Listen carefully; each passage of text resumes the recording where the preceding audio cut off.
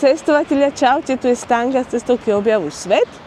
Objavujeme svet spolu na našich poznávacích zájazdoch, ktoré robíme okolo celého sveta. Momentálne sme na severe Európy v meste Tórshavn, čo je hlavné mesto Fajerských ostrovov. Fajerské ostrovy sú medzi Škótskom a Islandom na severe Atlantického oceánu. No a na Fajerské ostrovy máte v podstate dva spôsoby, ako sa dostať. Jeden z nich je lietadlom z Atlantic Airways s firmou, je tu len 50 000 ľudí na Fajerských ostrovoch, ale aj tak majú vlastnú letku. Majú vlastnú leteckú spoločnosť Atlantic Airways.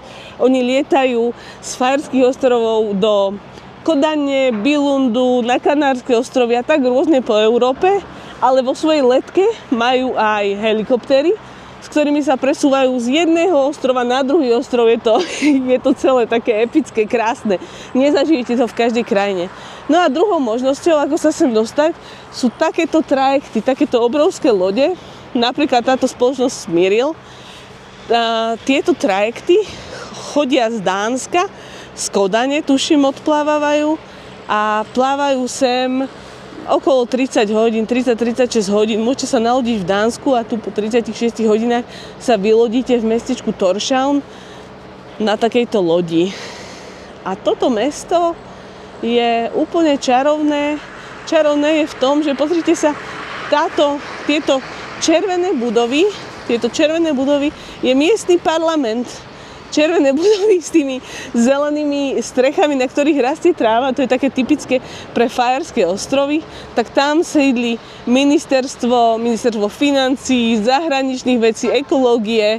Je to celé také, tie budovy odrážajú, alebo ten parlament odráža miestny život, ako oni žijú. Oni žijú naozaj tak v malých priestoroch, skromne, malé okienka, drevené sú celé tie budovy sú drevené.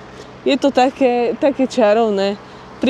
Veľmi príjemné miesto. Tórshavn je navyše jedno z najsevernejších hlavných miest na svete. Tak vás srdečne pozývam s nami, s cestovkou Objavuj svet, objavovať napríklad aj Fajerské ostrovy. Cestujeme v maličkých skupinách, 80-12 ľudí, čiže máme takú rodinnú atmosféru. Väčšina našich turistov sa vracia. A teší nás to. Teší nás ich dôvera, aj vaša dôvera a teším sa na to, keď vám ukážeme Fajerské ostrovy. Napríklad, ahojte!